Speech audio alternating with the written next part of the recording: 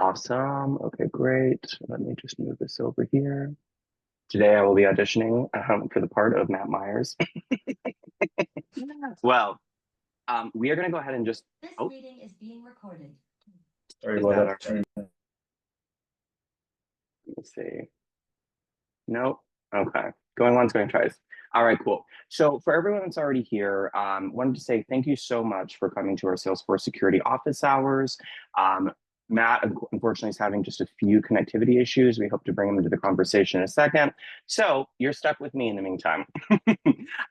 So today's topic, y'all, is going to be which OAuth flows are actually secure for Salesforce integrations. We have an action-packed amount of content here. So I want to make sure that we just do a few quick housekeeping rules before we get into our amazing speaker, Samarth.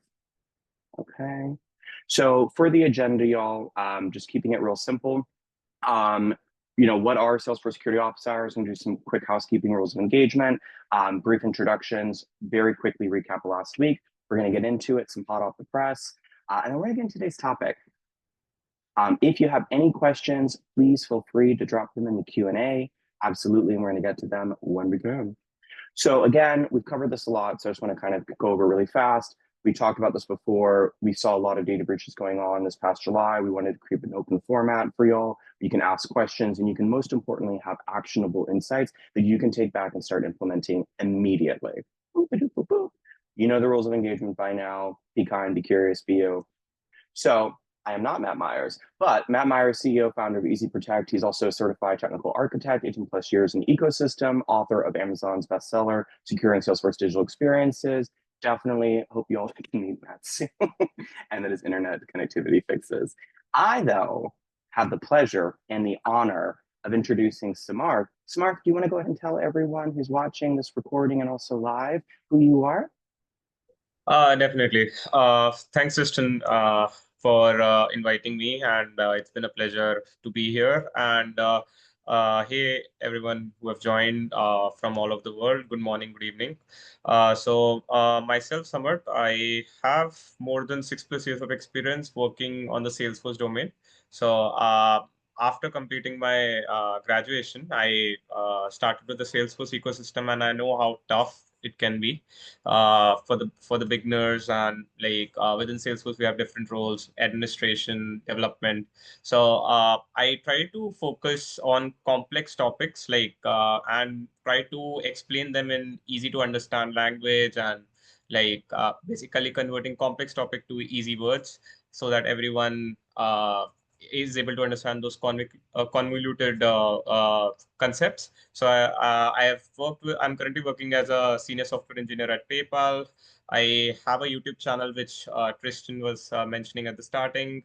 You can subscribe to my channel, and I upload more of videos related to Apex, LWC, combining Salesforce concepts with the software engineering concepts. And super excited to be here, Tristan. Over to you. I love that. And sorry, everyone, I forgot. You all probably don't know me. I'm kind of more behind the scenes. Think of me just as a stage mom, helping, supporting y'all, and making sure that we're having these sessions going. Really happy that you're here, Samarth. Everyone, please, we'll drop his LinkedIn once he gets going, but please follow this brilliant leader, and we'll drop his YouTube as well. So moving on. We're not here to spam. Just thank you, ECProtect, for supporting these continuous learning opportunities. You can find out more about ECProtect via Google. We're gonna keep it moving. So real fast, just wanted to do a quick recap. So in our last Salesforce security office hours, we had the amazing Zachary Banks coming, and he really provided some actionable insights that you can do to help empower your hardworking security teams, upskill with some more Salesforce security specific domain expertise. We'll also drop that link in there, y'all. I know there's a ton of information out there, but please definitely check out that recording if you're struggling right now to get your teams upskilled. Great insights there. It was also a really fun session. Boop. So this is hot off the press, y'all. We always like to, talk a little bit about some new and exciting things. This particularly was an important topic. I know a lot of y'all follow Doug Merritt. We love Doug Merritt, past speaker.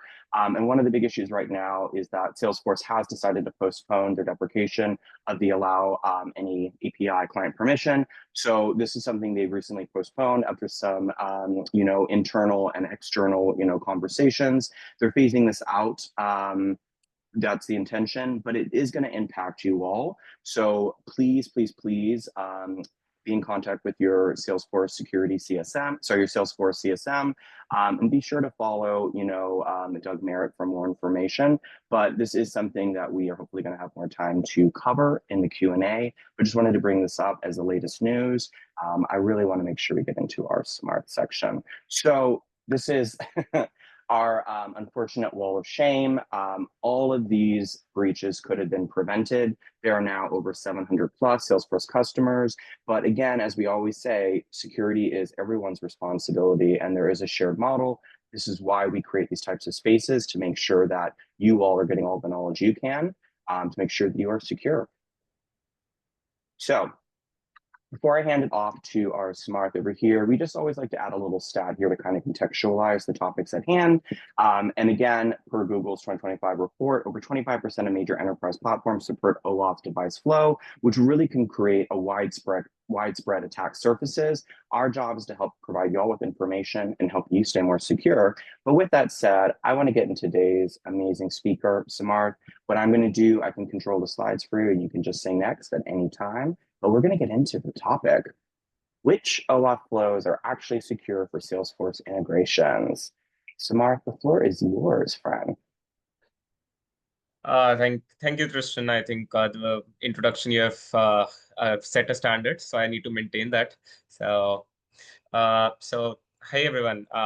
About today's topic. So we'll firstly start with what are the common OAuth flows, and like which one is the securest among them, and then we'll deep dive into the external client apps. I'll showcase a demo, and then we'll see some of the some tips on the integration best practices, or the security best practices that I have experienced myself in my 6 years of career. So let's start with the video, or sorry, it's just the YouTube thing. So let's start with the topic. So about OAuth flows. Salesforce supports multiple OAuth flows because different integration patterns require different level of trust, different types of client, right? But not all flows are equally secure. So the goal here is to understand which flow to use when and which ones to avoid. As of 2025, so we have the web server flow. Web server flow is I'd rate it at one of the high security OAuth flow. So it is used for like when you want as a user, you want to authenticate to an external application. So it contains of 2 steps. Firstly, you need to authenticate. The first step includes getting the authorization code, and then with that authorization code, you can access that. You can request for the access token. So you use this whenever you have a backend server, because it supports both refresh tokens and with refresh tokens. So let's say you authenticate to an application using the OAuth web server flow. Salesforce returns a refresh token. So the refresh token stays with the application, so that you don't have to log in again and again. This, I would rate this, as I mentioned, as one of the most as one of the securest flow. Then we have the user agent flow. User agent flow, I rated medium security. So this is for browser only apps, like single page applications. It's a bit less secure. The reason behind it is like tokens appear in the URL, which means they can be picked up from the browser history or logs. So you should only use this if you absolutely can't use the web server flow.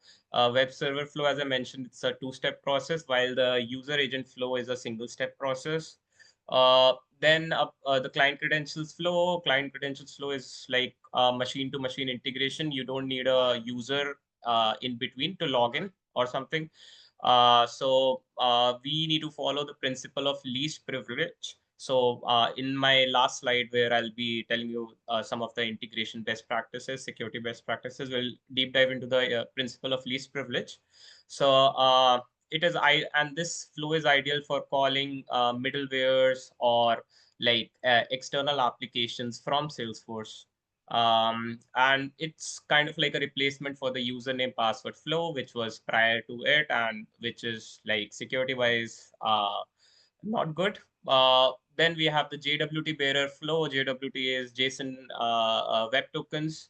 It's perfect for backend systems that already have some strong identity. I work in a fintech company, so fintech data is like needs to be really secure. So like if we need to integrate different applications, JWT is based on certificate-based authentication, and certificate-based authentications are always better.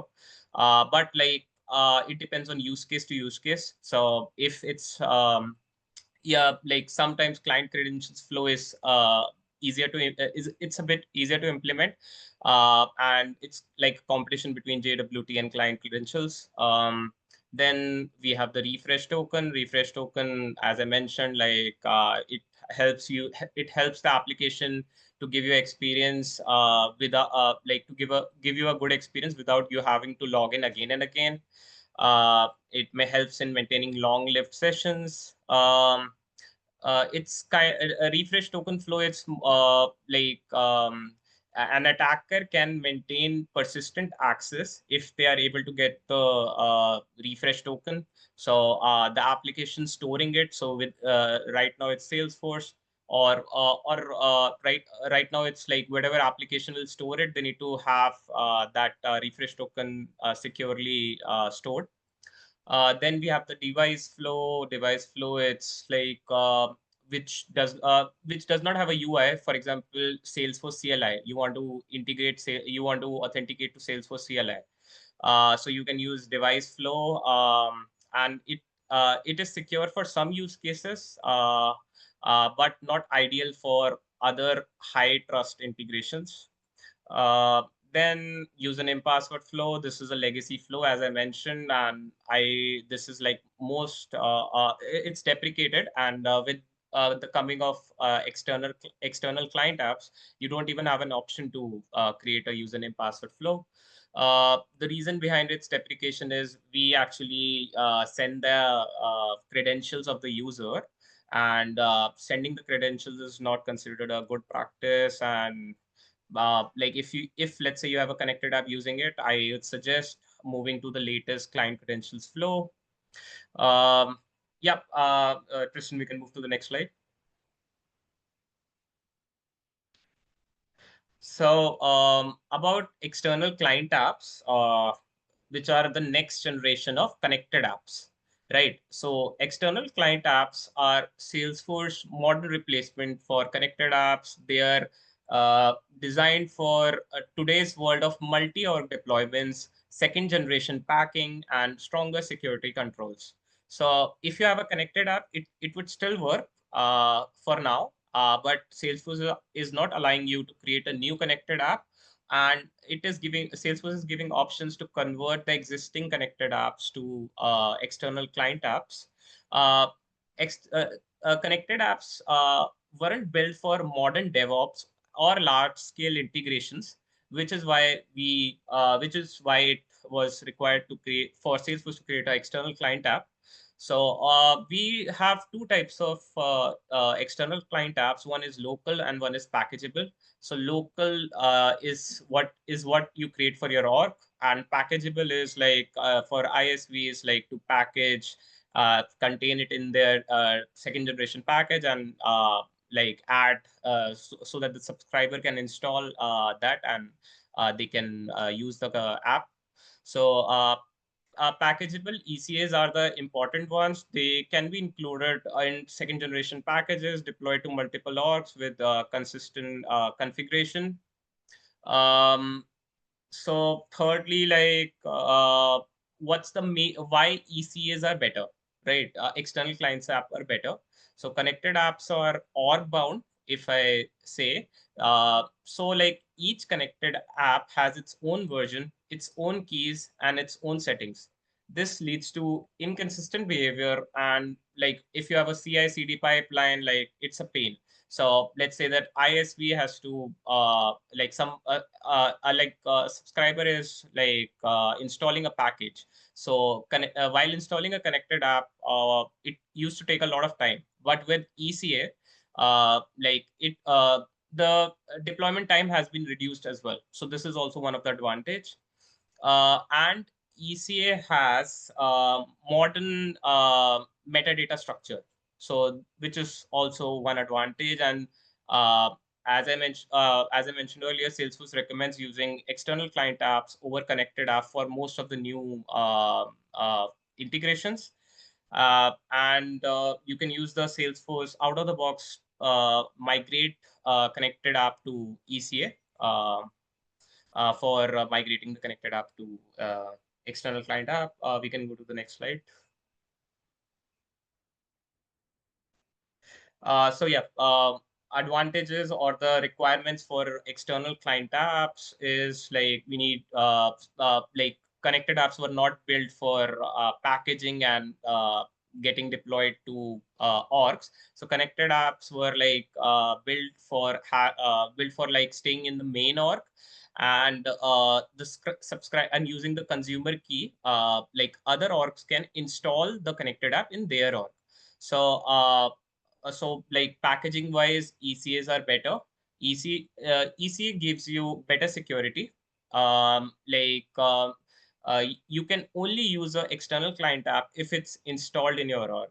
So with connected apps, the major problem was connected app is like hosted on another org, and even though you don't install it in your org, like you were able to use it, but unless you install the connected app, you were not able to manage its policies. So which was a disadvantage. I'll when we'll go to the demo, I'll show you as well like what I'm trying to say on the on that. So ECA gives us a better security, and ECA is fully metadata compliant. So a connected app can be ECA is optimized for source-driven development on Scratch orgs and maintain a clean separation between proprietary developer settings and admin-defined policies. So if you see the page for connected apps versus the external client apps, the developer settings and the admin related policies which admin needs to handle, they were not properly segregated.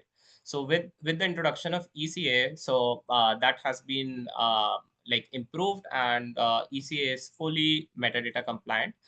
Uh, and it's fit to summarize, like ECAs fit naturally into the DevOps pipeline. They keep developer intent separate from admin policy, and ECAs are perfect for scalable enterprise governance. So yeah, we can go to the next slide. I think next slide is demo. Yes, demo time. So This is my favorite part. Let me stop sharing. Get to you. awesome. I'll share my screen. Yes.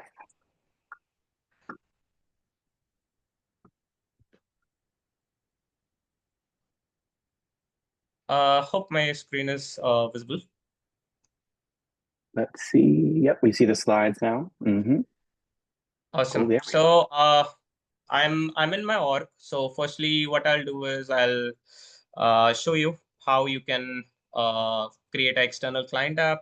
So search for external, click on external client app manager, and you have an option here to create a new external client app. Or the second way is just in the quick find type app manager and click on app manager, and you have an option here to create a new external client app apart from new lightning app. Prior like in the earlier versions of Salesforce releases, you used to get new connected app, but I think Salesforce has removed that, and you can only create a external client app now. So maybe I'll show you how we create it. So I'll just name it uh, session EzProtect. So I'll just do the contact email, and this is what I was talking about. So an external client app can be local or packaged. I'll create a local, but if you are a ISV and you want it to be installed in the other org, you can create a packageable version of it. Then we have different settings here. We have OAuth, we have SAML, and we have mobile app settings and etc. So I'll enable OAuth, and while enabling OAuth, I have all these options. Firstly, I have the callback. So callback is mostly used for the web server flow. As I was mentioning, in the web server flow, we have two steps. The step number one is getting the authorization code. So for authorization code, you need to log into your org. So after you log in, you need to basically the callback URL is used to handle that. So since we'll be implementing client credentials flow, this app I'll be using for client credentials flow. So I can give it the Salesforce URL for now, because like we are implementing the OAuth client credentials flow. But if you would be implementing web server flow, you need to get the callback URL from the other third-party app, which would be the identity provider, and like add it here. I'll give this permission that manage user data by API. So this is one of so these OAuth scopes are by default provided by Salesforce. We need to be careful which OAuth scope we are providing access to, because like if let's say it gets into wrong hands and we have not considered if we have provided more access than needed, then it can cause an issue. So I'll give this permission, and I think I think this maybe I'll give this one as well. Perform requests at any time. I'll select this introspect all tokens. So this is used like all the tokens that are generated by this connected app. We can introspect later. So we need to enable the client credential flow. So it says that anyone with the consumer key, consumer secret can access your org on behalf. Okay. So yep, that is it. I'll just click on save. I think this Zoom toolbar is getting in between.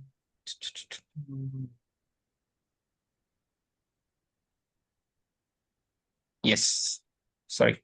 I'll just click on create. Okay.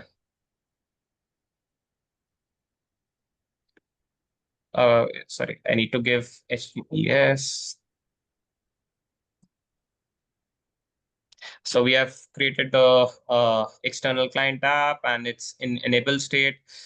So when I mentioned that developer related settings and admin related policies are segregated, this is what I meant. So policies is just for the admin. You can click here and you'll be able to see admin. One option here is all users are self-authorized, which means that all like any of the user which will try to use this connected app can authorize, but we can click on edit and we can even change this setting, like admin approved users are should be approved only. So when I select this option, I get the profiles, which all profiles or which all permission sets can access this. So basically the good practice is like select this option, select a permission set or a profile, and only though that specific users can access this connected app. So for demo purpose, I'll just click on all users can self-authorize.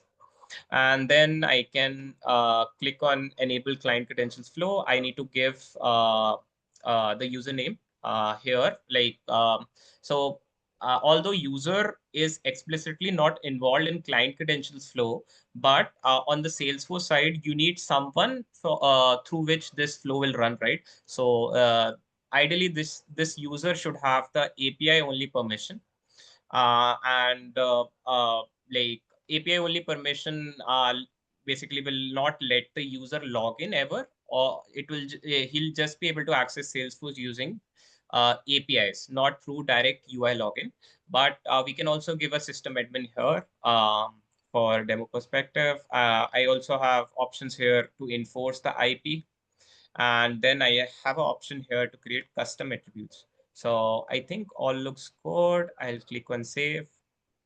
Now I'll just quickly show the settings as well. So this is the setting. This is the local external client app that I created. This is the OAuth settings.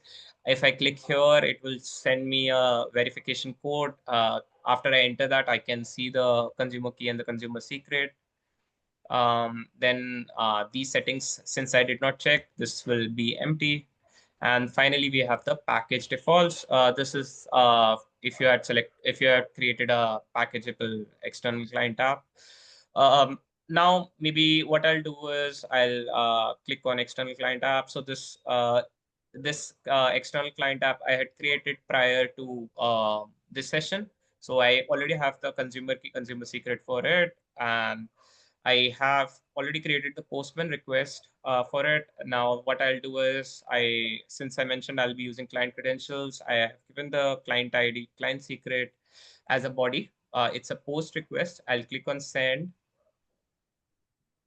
and boom, I have the access token. So once you have the access token, you can further make the calls using it. Just append bearer, just append the authorization header and add bearer space this access token so that you will be able to make further requests into Salesforce. Once, let's say I did this request, right? So what I'll do is I'll go back and I need to monitor, like, oh, let's say uh, some third party has the credentials. Now, how will you monitor? So what you need to do is just search for external apps. We have this OAuth usage here. So once you click here, select the app for which you need to get the insights. I gave the consumer key and the consumer secret for the session. So I'll click on session. Uh, uh, I'll just go back. I need to click on the arrow and view usage. So it says that I logged in at this time and I last used this. So it is also giving me an option to revoke. So if you want this user like access to be revoked for the connected app, you can do that. Second way is just go to the user. Since if you remember, we configured this user in our client credentials flow. So if I click on login history, we can see that there was a OAuth client credentials login subtype done, right? And if I go back, I'll also have an option for OAuth apps. So you can see OAuth apps. This OAuth app like has the access for this user has the access for this OAuth apps, and I can even revoke it from here if I want. So these are just few tips and tricks just to monitor the usage. Now, eh, like if you are a developer, I'll just quickly show you like how the settings are bifurcated here. So this is I'm on a VS Code, and this is how the SFDX project looks like, and I've already imported the metadata here. So if you want to deploy this external client app to some other org, there Salesforce has, as I was mentioning, like Salesforce has given good, well-distributed metadata for the external client apps. So we have metadata number one is this. Then if I go here, this is having the consumer key and all the related settings. This is the global OAuth sets, and then this is the OAuth policies. Uh, then we have the OAuth settings, and then finally we have the app policies for the external client app. So, and if I show you for a connected app, how it looks. So this is one connected app that is also present in this org. So like all the settings are only we have single metadata first of all, and all the settings are put in this. So it's not well segregated. And if you want to deploy a connected app, you first of all change sets. Change sets does not provide an option to deploy the connected app. If you want to deploy it using SFDX, you'll be able to deploy it, but like let's say you need to remove consumer key here, because if you try to deploy it, it will just give you duplicate consumer key error. And consumer key is kind of like a unique ID that determines the connected app. So every time you deploy the connected app, it will generate a new consumer key and subsequent consumer secret.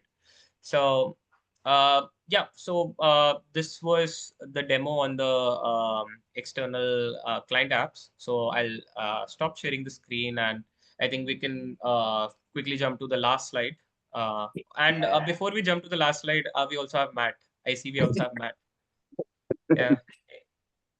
Hey, Matt. Hey, how's it going?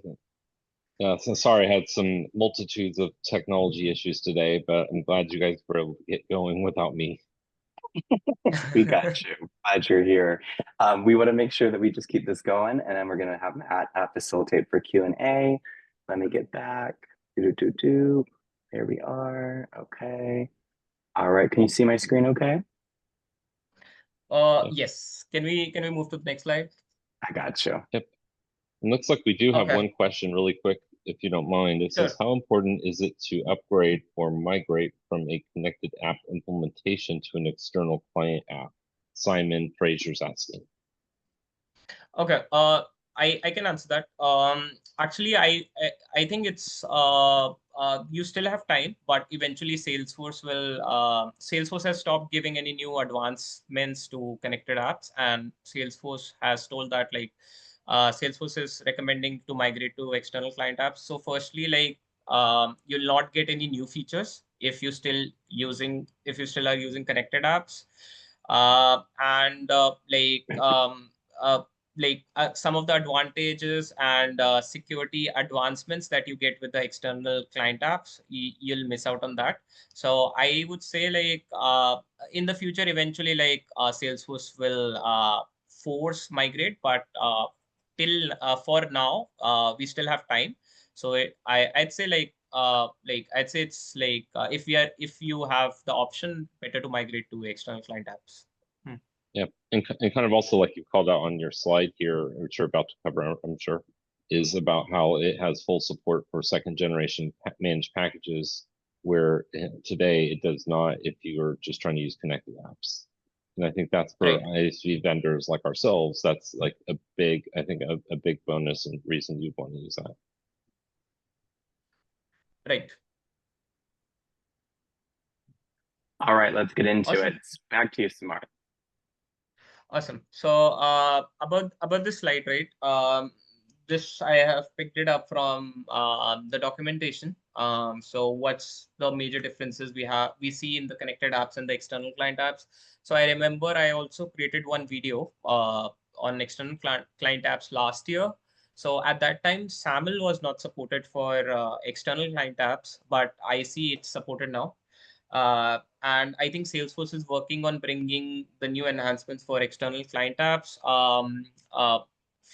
Apart from what's shown in the slide, external client apps are missing some of the capability. For example, dynamic client registration. So let's say when you set up the SSO, you use SAML. So you can set up dynamic user creation, and that option you had in connected apps.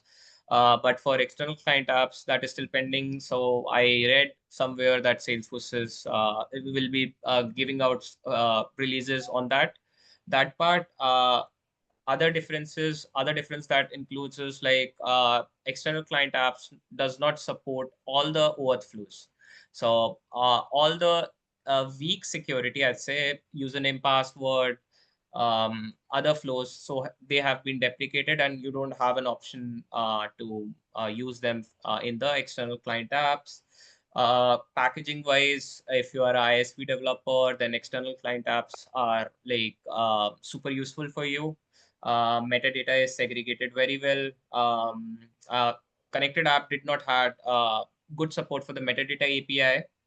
And like as I mentioned earlier, like external client apps had clear developer and admin roles. Admin policies were particularly defined, and developer settings were defined.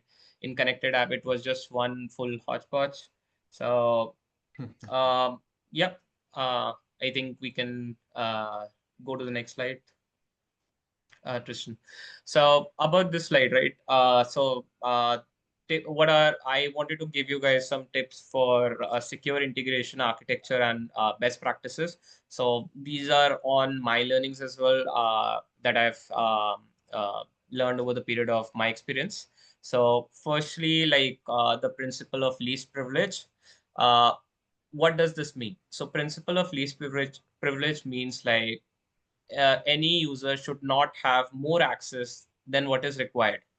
So and any connected app should not have more scopes or more access or scopes to needed than what it was originally designed for, right? So like for this, what I think last year Dreamforce Salesforce came up with new integration licenses. So it's always better to while setting up, let's say, the client credentials flow that I showed the demo also. So it's always better to use the integration user license, give it a API only, or I think for the integration user license, API only is by default enabled. And create a you'll get a separate profile for it, give it all the accesses from scratch, do not give more access than what is required. um, we also have a concept of authorization authentication, right? Authentication is like when you want to connect to an external system and you get the access token. Authorization is what the like after you get the access token, what you are authorized to do. So you should not be like having more access than what you are authorized to do. So this is what this principle majorly means. Then second part is the external client apps security settings. So only whitelist the IPs. Like do not whitelist all the IPs. Only whitelist the IPs that you trust. So that is one thing. So actually, I as a scenario, I'll tell you, which we also faced recently. So like your IPv4, we all use the IPv4. So with IPv4, we can have up to 4 billion IP addresses. So in Salesforce, we can whitelist the IP addresses by just going to the network access and just adding all the 4 billion range. But recently there was a change. So the change included like you can only whitelist up to, let's say, 10 million IPs of the 4 billion. So a lot of people started facing issues related to device activation. So when they logged in, they were getting the two-factor verification for and like they were getting redirected to enter the verification code. Salesforce is enforcing the IP related restrictions very yeah, very stubbornly. I'd say so. Yeah, on top of that, like I think we should only give IP relaxation only when it's needed, right? We should the session policies that we define, that should be per app, and per app should have a separate session policies. One, there should not be like session policies for the org level. So like if and it corresponds to the first point as well, that was the principle of least privilege. Then always try if you are not a system admin and you have some you are some other user. So as a system admin, like you should set up those settings like only high assurance users can manage or manage some of the settings. For example, login as. So if you're not a system admin, you want to do login as. So you should you should be highly you should do high assurance login. So what does high assurance login means? Like with username password, you should have other authentication enabled firstly, and whenever you want to do something, you'll be redirected to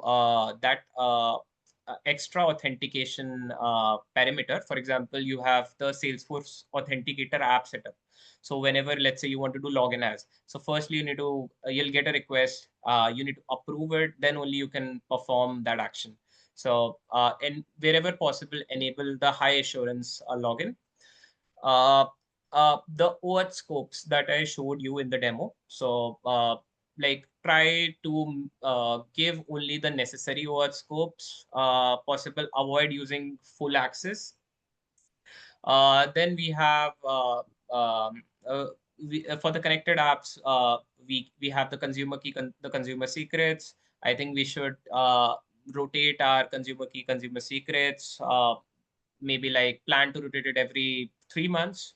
And let's say even if there is a leak and those credentials are leaked, if you guys have the practice of rotating the credentials in your org, then definitely it's a good practice. Then protecting sensitive data. We should in your APIs, while designing the APIs, we should never send PIIs in the URL parameters. We should only send it in the request bodies. And we should and we should use encryption for those PIIs. So whenever you are transferring data from one system to another, you should first encrypt that data, and the receiver should have should decrypt it and store it there. So if within Apex, we have the crypto class that provides encryption decryption functionalities for the data. Then about name credentials. Last year, Salesforce came up with a update for the name credentials. I think it was last year or last to last year, where we had the legacy name credentials and the new name credentials with external credentials.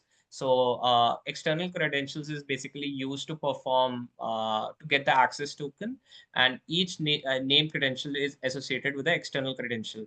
So I'd say that you use name credentials is a good practice instead of using Apex or any customization to get the access token, because firstly, it's like no code, and secondly, Salesforce has already taken care of the best practices or the security measures while creating name credentials and external credentials.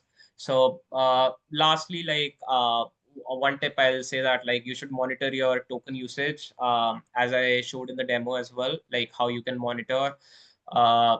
You should watch out for abnormal activities, refresh token frequency, login from an unexpected IP address. And these are the early signs of compromise that you can catch before some real damage happens. So I think that was pretty much it from my side. And I think I'll hand it over to Matt and Tristan now. Great. Well, I want to say first and foremost, So actually, I have thank one you. quick question for Go for Samarth. It's on the IP relaxation. So there's a couple ways that you can restrict IP addresses. Of course, you have your profile level, and then you have the connected app level. And then I know generally when you're just not thinking about integrations, but any user, when you're restricting IP addresses, generally, by default, Salesforce is only checking that IP address on login, right? And you have to go to session settings and check that box, so it checks it on every single session.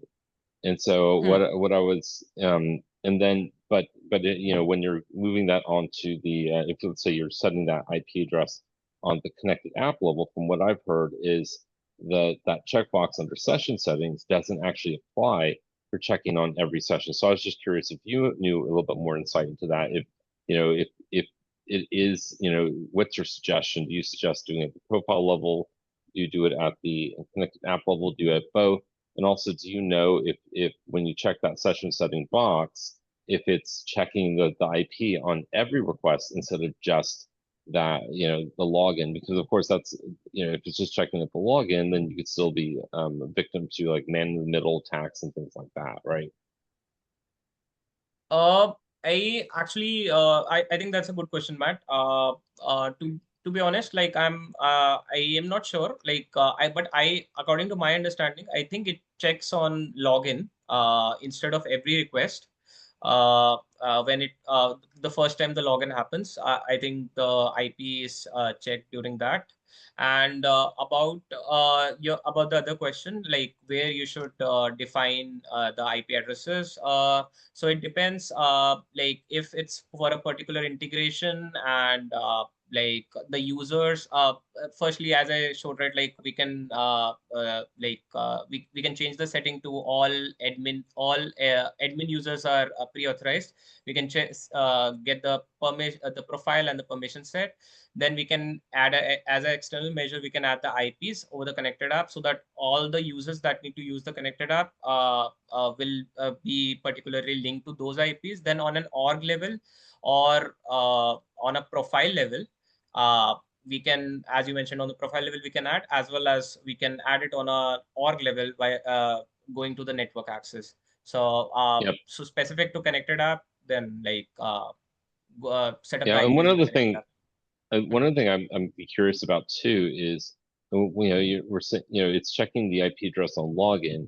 Does that mean, that to me, that since we're talking about OAuth here, is that meaning when it is, trying to get the refresh token and getting a new session ID? Is that making when it's initially making that connection? Do you know exactly kind of when, or have you done tests on when that IP address check is happening? Okay. So I think good question. So during refresh token, or I maybe like with apart from login, if Salesforce is not checking like apart from login, I think like then it's not a good practice. I feel so. I think like yeah, I think they should be checking on every request and like setting up the IPs on a connected app level, and then like uh, so basically if on a higher level, so connected app is just like API gateway, right? So in API gateway, we can add as a first level check the IP ranges. So every request that comes to the API gateway, so it does not proceed further if the first level check fails. So yeah, I think it should be on every request. Yeah, I mean, what I feel like what they're probably doing is it's basically when the session is being established. And so if you look at when someone logs in as a normal user, that IP check happens before that session is established. And in the case of an OAuth connection, that session is established when that refresh token is used to establish the session. So I think that's when I mean, I don't know for sure, but I'm pretty sure, I'm guessing that's probably when the IP check is happening. And then once that session has been established, it doesn't happen anymore.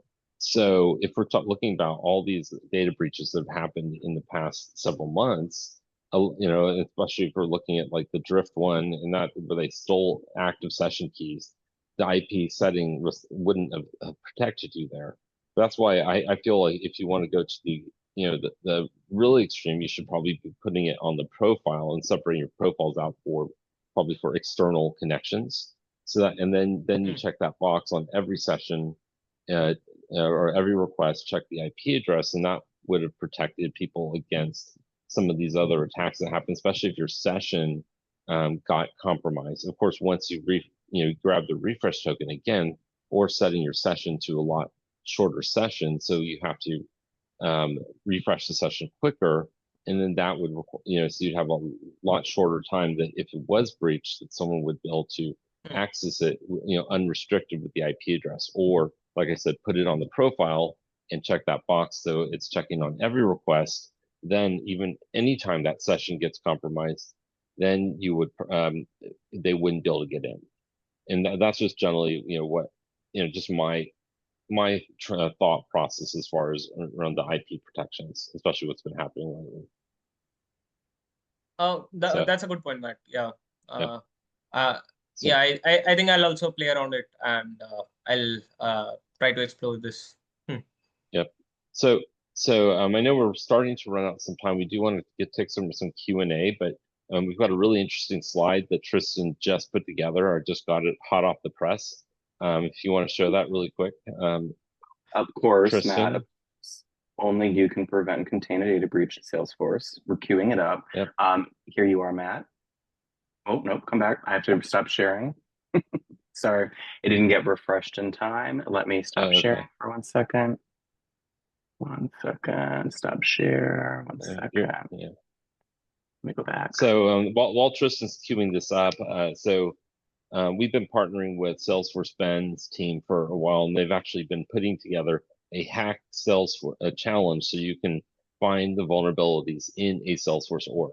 And so we've actually helped them build the org together and putting up some questions. And I know they've got some prizes together, and this is the perfect audience. So all of you, anyone on here that's interested in signing up for this challenge that Salesforce Ben is putting out, said if you can find all of the misconfigurations in the org, then I hear there's some prizes you can win as well. And I know there's a couple.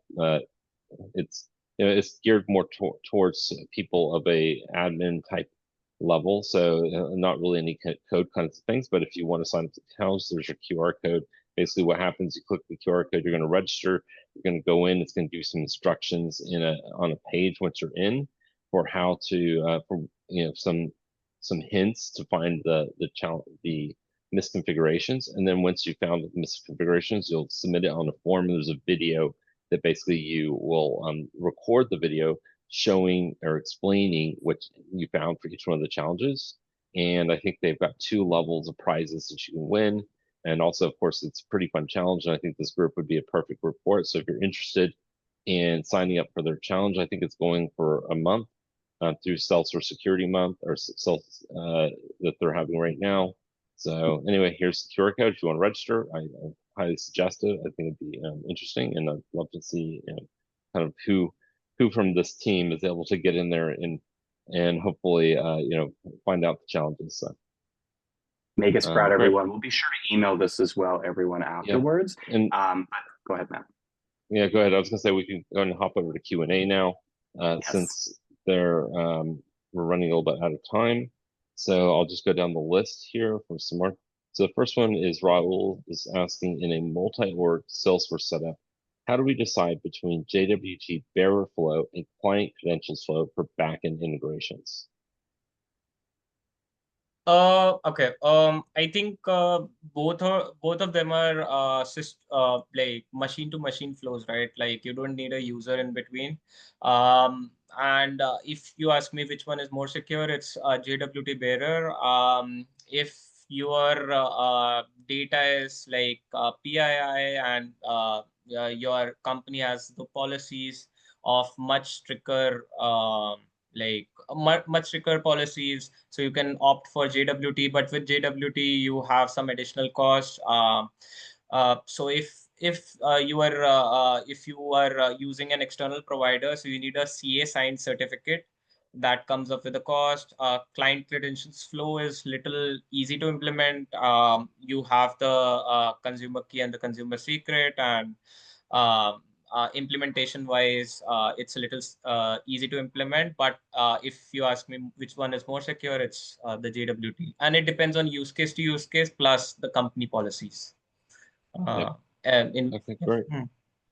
That sounds good. Thank you. And if Raul, if that didn't answer a question, feel free to post up a follow-up. Next Beach is asking a question: are there any hints or advancements to support automated certificate management environment protocol support for mutual transport layer security rotation, with the certificate lifetimes dropping to 200 days next year, 100 2027, and 47 2029? If you need to read it, look under the Q&A. I know it's a little bit of a long question there. Okay. Actually, to be honest, Beach, I'm not sure. But I think this is something Salesforce might be working on. If they're working on, we'd be able to find it in the Salesforce news, and or they have a YouTube channel where they come up with all the new things they are planning for the future. So maybe like we'll be able to find more details over that. Yeah. Okay, great. Then we got one more from an anonymous attendee. How would you design a fallback mechanism for client credentials flow if the authorization server becomes temporarily unavailable? Example, say our MuleSoft API depends on Salesforce tokens. How do we ensure continuity during IDP outages? Okay. Yeah, I think that's this is a good question. So in this case, actually, either we can I feel like designing a fallback mechanism is a little complicated here, and it depends on use cases. So in our case, so say our MuleSoft API depends on Salesforce token. How do you ensure continuity during IDP outages? Maybe I'll take this question offline and like try to search more on it and come up with a better answer here. Yep. I mean, I was just trying to think of myself about this, and maybe one way you might be able to do is more simplest way is maybe domain routing. And so you could have like a load balance kind of thing, and then if one is down, then you could have a secondary, and then it would route automatically through the domain to the secondary. That, I mean, I'm not sure if that works with the client's credentials, but that might be a potential to do. All right, Patrick has a question two questions. He said, how difficult is it to change a connected app to ECA? He doesn't want to break his app. And are there any drawbacks to shortening the token refresh time? Okay. Firstly, like I think Salesforce has given this feature out of the box. So if you go to an existing connected app, you'll see a button like migrate to ECA, and I think it's pretty quick. But if you don't want to break the app, maybe like try using a sandbox first, and or any old connected app, try with that, converting it, testing it in sandbox, and then raising it for production. Then for your second question, is there any drawbacks for shortening the token refresh time?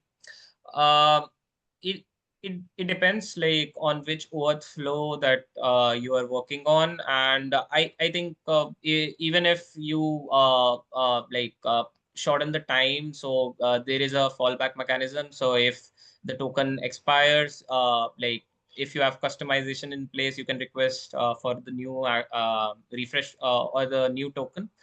And during a machine-to-machine integration, so the request the mechanism is written in that way that if it fails, then request for a new access token. So Yep. And one other thing I was going to actually call up, especially when you're talking about access tokens, and Nicholas could probably speak to this as well on the call, is that when you're getting those, getting the session from the refresh token, Salesforce now limits it to a single IP address concurrently at a single time during any request. Because I know we were pulling it from multiple different IP addresses concurrently because we had different servers that were trying to connect, and Salesforce would kind of kick you out on that. Nicholas, do you want to elaborate a little bit more? I don't know if I'm explaining that correctly.